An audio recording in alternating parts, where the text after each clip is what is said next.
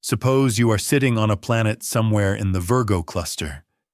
You are 65 million light-years away from here. You have a telescope of unimaginable power. A telescope so good you can see the continents on Earth. You can see the trees. You can see the ground moving. You tune the focus knob and look down at the surface of the Earth. What do you see? You do not see us. You do not see cities or highways or humans. You see dinosaurs. You see a T-Rex walking through a jungle in what is now Montana. Is the dinosaur there? To the alien looking through the telescope, the dinosaur is moving. It is breathing. It is hunting. The light from that dinosaur is hitting the alien's eye right now. For the alien, that event is happening now. But if you and I are standing here on Earth, we say the dinosaur is the past. It has been dead for 65 million years, so who is right? This brings us to a terrible realization. A realization that completely destroys your idea of time. It suggests that the past and the present and the future are not what you think they are. They are not absolute. They are not fixed. They depend on where you are and how fast you are moving. We are going to find out why you cannot trust your own eyes when you look at the stars. We are going to find out why the universe is not a three-dimensional box that changes with time, but a four-dimensional frozen block where everything that ever happened is still there. The T-Rex is still hunting. Napoleon is still fighting. You are still being born. And here is the terrifying part. The physics says you are not wrong, and the alien is not wrong. Both of you are right, and that should keep you up at night. Let me show you. But before we get into the heavy machinery of space-time, let us start with something simple, something you can see. Look at your hand. Move it back and forth. You see it move instantly, right? You wiggle your fingers, and you see the movement at the exact same moment you feel the muscles contract. That is a lie. A very convincing lie. But a lie. The light bouncing off your hand takes about 1/1000th of a second to reach your eyes. 1 nanosecond. Your brain covers up the delay so well that you never notice it. But it is there. You have never seen the present, not once in your entire life. Everything you have ever looked at, you were seeing as it was in the past, 1/1000th of a second ago, a tiny ghost of what was just there. Now, 1/1000th of a second does not matter when you are brushing your teeth or pouring coffee. The delay is so small, it might as well not exist. But what if the distance is bigger? Look at the person across the room. The light from their face takes about 10 nanoseconds to reach you. Still nothing. Look at a mountain on the horizon. A few millionths of a second. Now look up. The sun.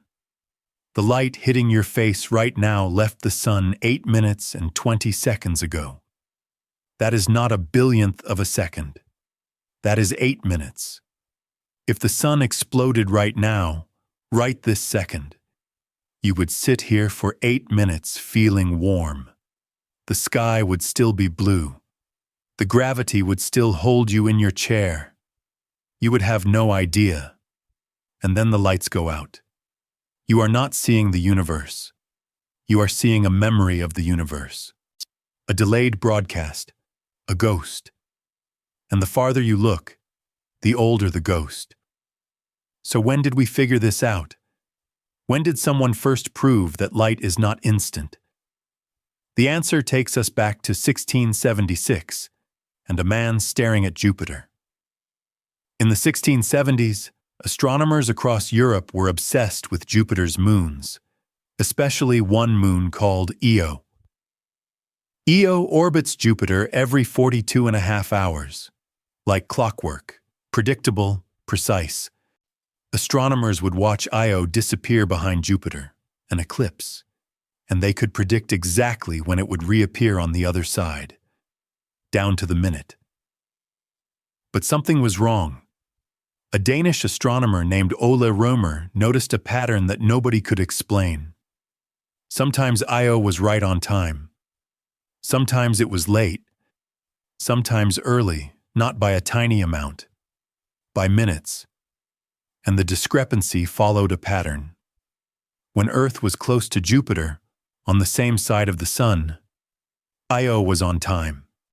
When Earth was far from Jupiter, on the opposite side of the Sun, Io was late, up to 22 minutes late. Now, most astronomers assumed something was wrong with their tables. Maybe the orbit of Io was not as regular as they thought. Maybe Jupiter's gravity was doing something unexpected. But Rømer refused to doubt the math. The orbit was fine. Io was doing exactly what it was supposed to do. The moon was on time. The news was late. Think about that sentence.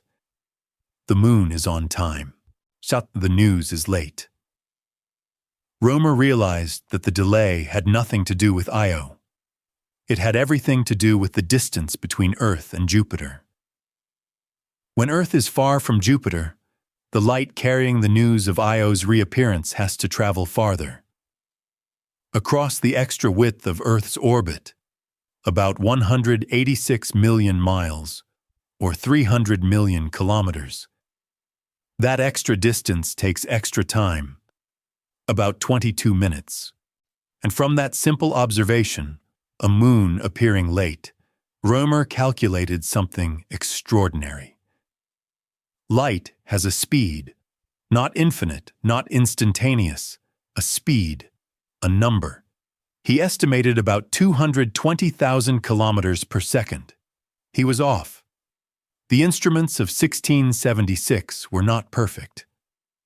But the concept was exactly right. Today we know the number precisely, 299,792 kilometers per second, 186,000 miles per second, about 670 million miles per hour. Fast. Unimaginably fast. A beam of light could circle Earth 7.5 times in 1 second, but it is not infinite, and that changes everything.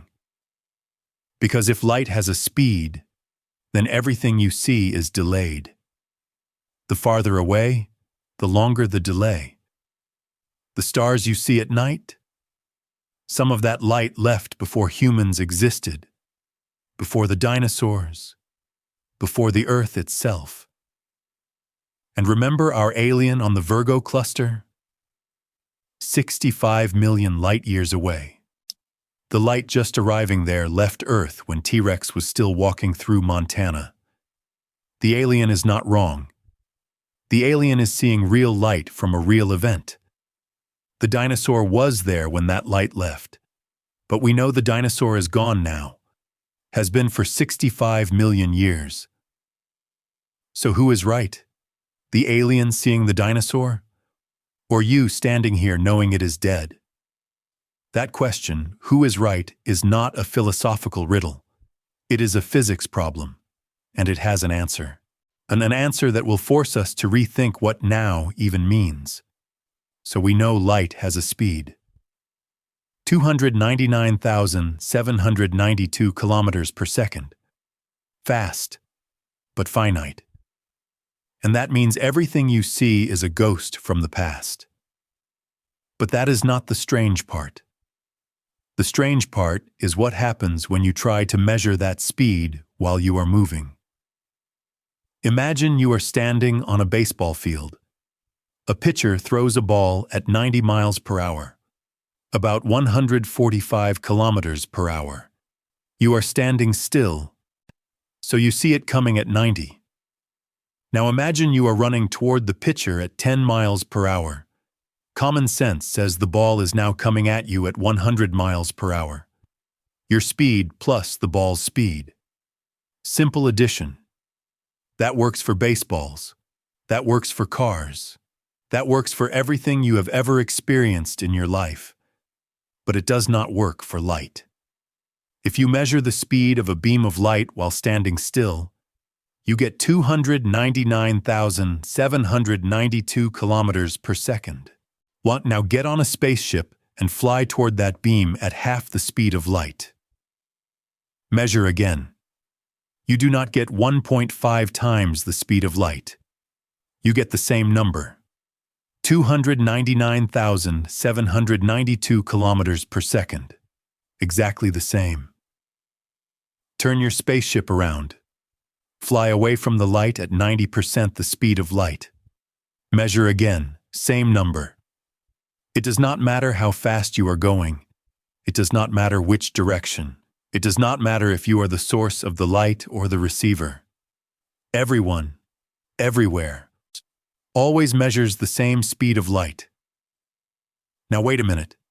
That is impossible. Think about it. If I am running towards you and I throw a ball, you should see the ball going faster. That is how speeds work. They add up, but light refuses to play by that rule. So what gives? What breaks? Here is the terrifying answer. Space and time have to break. Your ruler must shrink. Your clock must slow down. The faster you move, the more space contracts and the more time dilates. The universe itself bends and stretches to make sure that everyone always measures the same speed of light. This is not a theory. This is not a thought experiment. This is measured physics. Remember Interstellar? Cooper leaves his daughter Murph. He goes near a black hole where gravity is so intense that time itself slows to a crawl. He spends a few hours there. When he comes back, Murph is an old woman. She is dying. He has barely aged. That scene broke people's hearts. But it was not Hollywood magic. It was physics. Real physics. The same physics that says your clock slows down when you move fast. This is the twin paradox. Send one twin on a spaceship at near light speed. Keep the other on Earth. When the traveling twin comes back, they are younger. Not metaphorically. Physically younger. Fewer heartbeats. Fewer breaths. Less time has passed for them. Particle accelerators confirm it every single day. Using unstable particles that should decay in microseconds survive much longer when they are moving at near light speed. Their internal clocks slow down. We measure it. We rely on it. So space and time are not what you thought they were. They are not fixed. They are not the same for everyone. They bend. They stretch. They depend on how fast you are moving. And that means space and time are not two separate things. They are one fabric, one object, woven together. Space-time. And to understand what space-time really looks like, what it really is, imagine a sausage. I know, it sounds ridiculous. But stay with me. This is the single most important image in this entire video. Picture a long salami, a big Italian salami sitting on a cutting board. Now take a knife and slice straight across, perpendicular to the length. What do you get? A circle. That circle represents now. Everything on that circular slice is happening at the same time. That is your present moment. A clean, round, flat slice through the sausage. Simple enough. Now here is where it gets interesting. Tilt the knife. Do not cut straight across anymore. Angle it. Cut on a diagonal. What do you get? An oval, an ellipse. The oval contains different points along the length of the sausage than the circle did. Some points that were in your slice are not in this slice. Some points that were not in your slice are in this one. It is a different now. That is what happens in space-time. The sausage is space-time. The length of the sausage is time. The width is space. Every point inside the sausage is an event. something happening at a particular place at a particular time. When you are standing still, you slice space-time straight across. Your now is a clean, perpendicular cut, a circle. You and everyone standing still with you agree on what is happening right now. But when you start moving, you tilt your knife. Not by choice, not because you decided to see things differently. The physics forces your knife to tilt. Moving through space literally changes your angle through space-time. And a tilted knife gives you a different slice, a different now. Events that are in your present, your straight slice, are not in the moving observer's present. And events that are in their present are not in yours. You are both looking at the same sausage, the same space-time, the same universe, but you are cutting it at different angles, and that means you disagree about what is happening right now.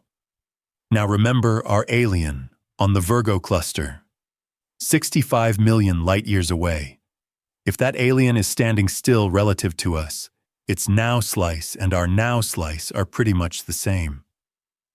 We agree, the dinosaurs are in the past. But if that alien starts moving, even slowly, even at walking speed, its knife tilts. And across 65 million light-years, even a tiny tilt covers an enormous stretch of time, a tiny tilt, a walk across the room. And the alien's now slides millions of years into our past, or our future. The alien walking toward Earth? Its now slice might include events in our future, events that have not happened yet from our perspective. The alien walking away from Earth? Its now slice might include dinosaurs, living, breathing dinosaurs. Not because the alien is seeing an illusion, not because light is playing tricks, because now itself is different for different observers. This is why both you and the alien are right. This is the answer to the question from the beginning. Who is right? The alien seeing dinosaurs, or you knowing they are dead? Both. Both of you are right, because now is not universal. Now is a slice through space-time, and different observers cut at different angles. And if now is just a slice, then the entire sausage must already exist. The past is not gone. The future is not empty. They are all there.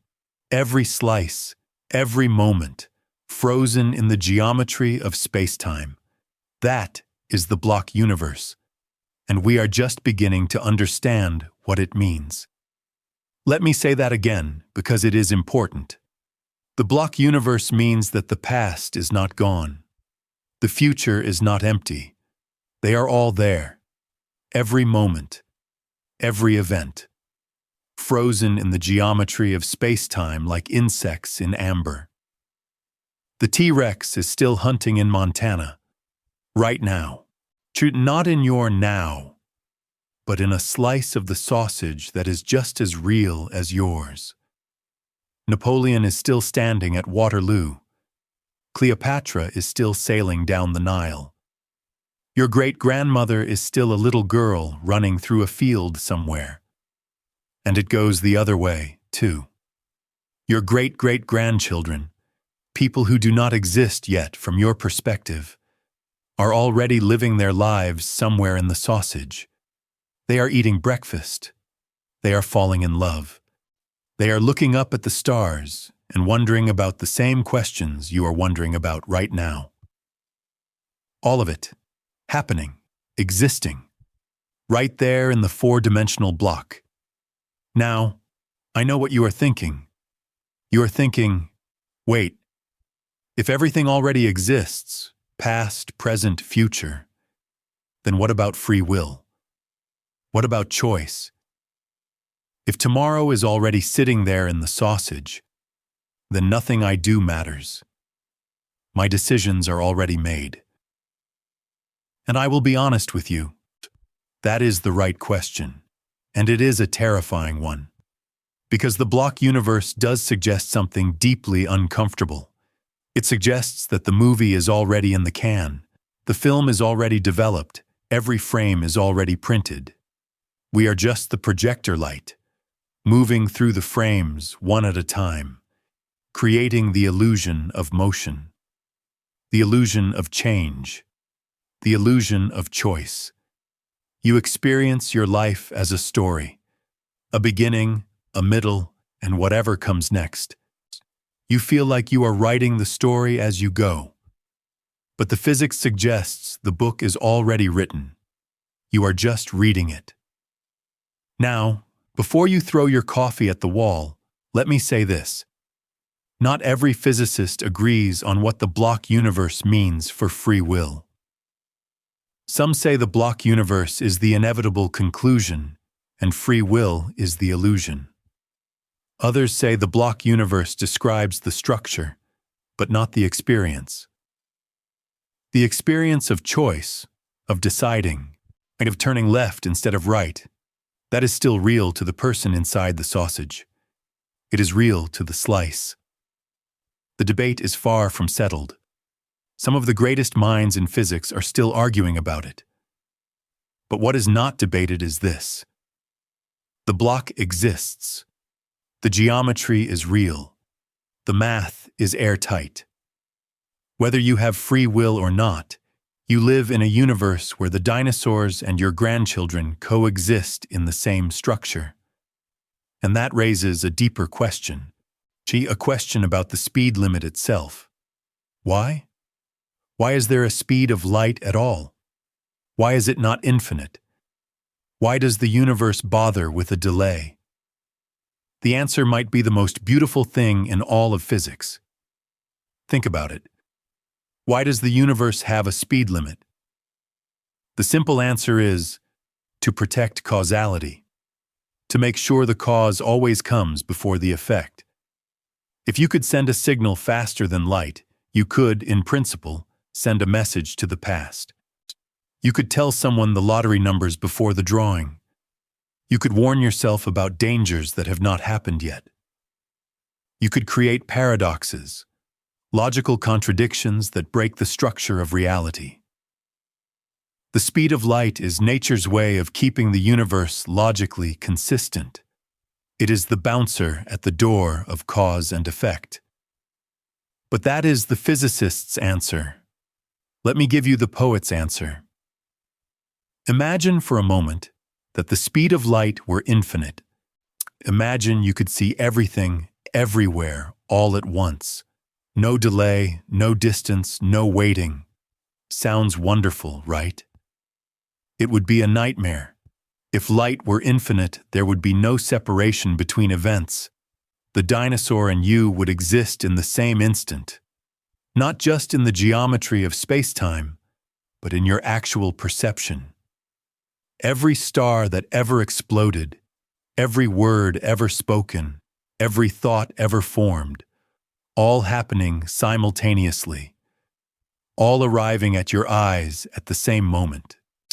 There would be no past, no future, no sequence, no story, because a story requires one thing to happen after another. No music, because music requires one note to come before the next. No conversation, because conversation requires waiting, listening, then responding. No experience at all, because experience is the flow from one moment to the next. Experience is the turning of the page. Take away the turning, and there is no book, just a blur. The speed of light gives us the gift of sequence, the gift of one thing happening after another. The gift of before and after, of cause and effect, of beginning and end.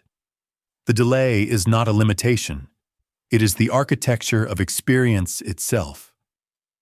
Now let me show you what the delay actually looks like at the deepest level.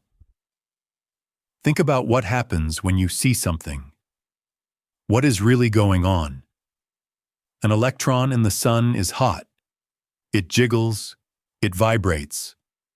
And when a charged particle jiggles, It disturbs the electromagnetic field around it. Now, I do not want you to think of a field as a mathematical abstraction, a sheet of paper with arrows on it. Think of it as something physical. Think of it like a jelly, an invisible jelly that fills the entire universe. When the electron jiggles, it shakes the jelly, and a wave spreads out, ripples in a pond. These ripples travel outward at 299,792 kilometers per second, 186,000 miles per second. Eventually, after 8 minutes and 20 seconds, those ripples hit an electron in your eye, and that electron jiggles. That is seeing. That is all seeing is, a delayed jiggle. Shake it here, wait a while, wiggle it there. And that delay, that gap between the jiggle and the wiggle, is the price we pay for existence. If there were no delay, if everything were connected instantly, everything would happen at once. There would be no history, no unfolding, no narrative. It would be one big instantaneous flash of everything, and then nothing. The fact that light takes time gives us the separation we need to be individuals. It gives us the privacy of our own now. It gives us a little bubble of time that belongs only to us. But it also means something else, something lonelier. It means you can never touch the present. You can never see the world as it is right now. You are always, always looking at the past, and that changes everything about how we experience each other. Think about it. You can never touch anything in the present. When you reach out and press your hand against a wall, what is actually happening? Your hand never touches the wall. Not really. The atoms in your fingers and the atoms in the wall never make contact. They get close, incredibly close, but they are held apart by electromagnetic repulsion. The electrons in your skin push against the electrons in the wall, and that repulsion, it is carried by photons, virtual photons, exchanged between charged particles. The electromagnetic force, and photons travel at the speed of light, which means even the sensation of touch takes time, a tiny, immeasurable fraction of a second, but time. Even when you touch something, you are feeling the past, not just seeing the past, not just hearing the past, feeling the past. Every handshake, every kiss, every time you hold someone's hand, you are feeling them as they were a fraction of a moment ago, never as they are right now. We are all trapped in our own little time bubbles. You can never experience another person in real time. Not with your eyes, not with your ears, not with your hands. Every sense you have runs on delayed signals, light, sound, electromagnetic force. All of them take time to travel. You are always, always alone in your own slice of now. Now let's go back to the alien, on the Virgo cluster. 65 million light-years away, the alien looking through the telescope, seeing dinosaurs. We said both the alien and you are right. The dinosaur is in the alien's now slice. You are in yours. Different slices through the same sausage. But here is what makes the block universe not just strange, but beautiful. The dinosaur is not a ghost, not an illusion, not a recording. In the block, the dinosaur is as real as you are. It exists in the geometry of space-time just as solidly as the moment you are living right now. Every moment is equally real. That is what the block universe means. Your first birthday is still there. Your last day on Earth is already there. The dinosaur is there. The alien is there. You, reading this, right now, there. So think of it like this. Imagine a musical score, a symphony written on paper. All the notes are there, every note of every instrument, from the first measure to the last, the opening chord, the soaring melody in the second movement, the final crashing resolution. All of it written down, existing simultaneously on the page. But a musician does not experience the symphony that way. A musician plays one note at a time, then the next, then the next. The experience of music is the sequence, the unfolding, the surprise of what comes next. The score exists all at once, but the musician lives it one moment at a time. We are the musicians. We are playing the score of the universe. The block is the score. Every moment written, every event recorded. Past, present, future, all there on the page. But we experience it one note at a time, one slice at a time, one heartbeat at a time. And the speed of light, that finite, frustrating, beautiful speed, is what gives us the music. Without the delay, without the separation between notes, there would be no melody, no rhythm, no song, just noise. That is the gift and the curse. We get to hear the music, but we can never hear all of it at once. We are trapped in our measure, our bar, our little moment in the symphony, and that is both incredibly beautiful and incredibly lonely. But what if you tried to cheat? What if you tried to skip ahead in the score? Play a note that has not arrived yet? People have tried. Physicists, dreamers, science fiction writers, everyone wants to go faster than light. And at first, it seems like there might be loopholes, wormholes, shortcuts through spacetime. Fold the paper, punch a hole, step through. Skip the distance entirely. Alcubierre drive. Don't move through space, move space itself. Compress the space in front of you, expand it behind you. Surf the wave. Tachyons, hypothetical particles that are born moving faster than light. They never had to accelerate past the barrier because they started on the other side. Clever ideas. Elegant ideas. Ideas that technically do not violate the letter of Einstein's equations. But here is what happens every time. You run the math. You follow the equations to their logical conclusion. And you find that if you could actually do any of these things, travel through a wormhole, ride the Alcubierre wave, send a tachyon signal, you could send a message to your own past. You could outrun your own light, arrive before you left. And the universe seems to hate that. Every time we try to find a loophole, nature slams the door. Wormholes require exotic matter with negative energy, which may not exist.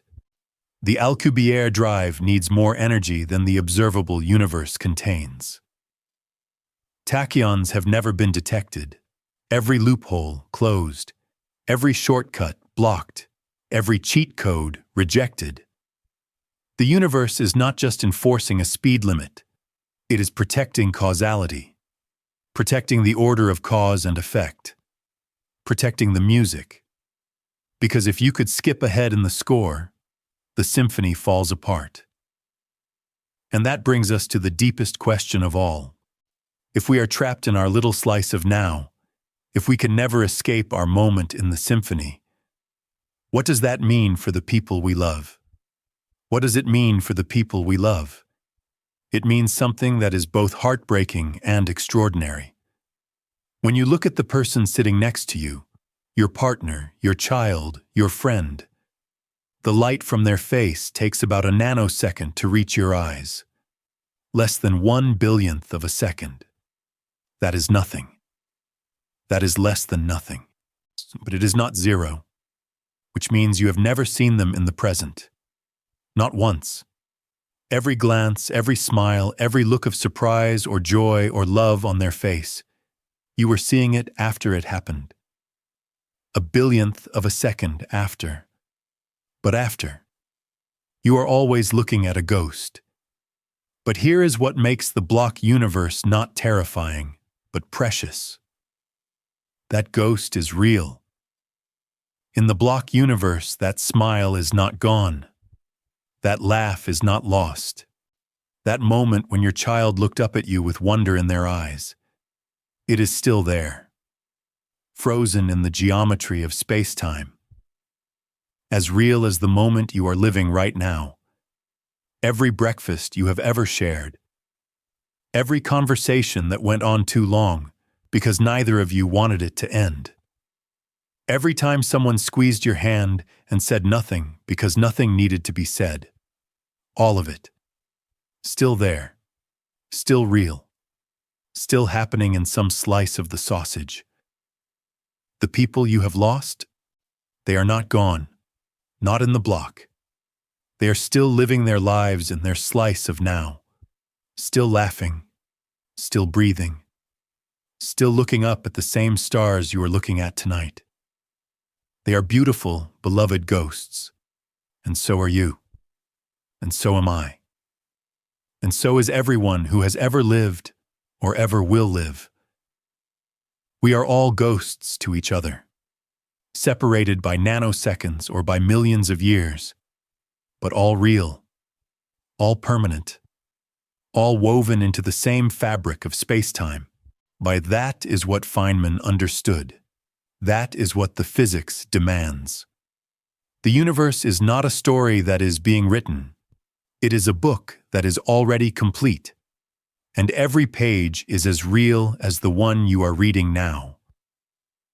So the next time you look at someone you love, remember, the light from their face is a ghost, a tiny, beautiful, beloved ghost, and it will exist forever.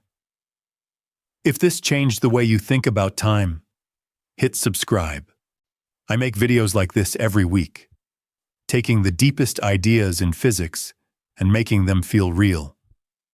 Drop a comment and tell me, does the block universe comfort you or terrify you? I genuinely want to know. And if you know someone who needs to hear this, someone who has lost someone, share this video with them. Because the physics says their person is not gone. They are just in a different slice,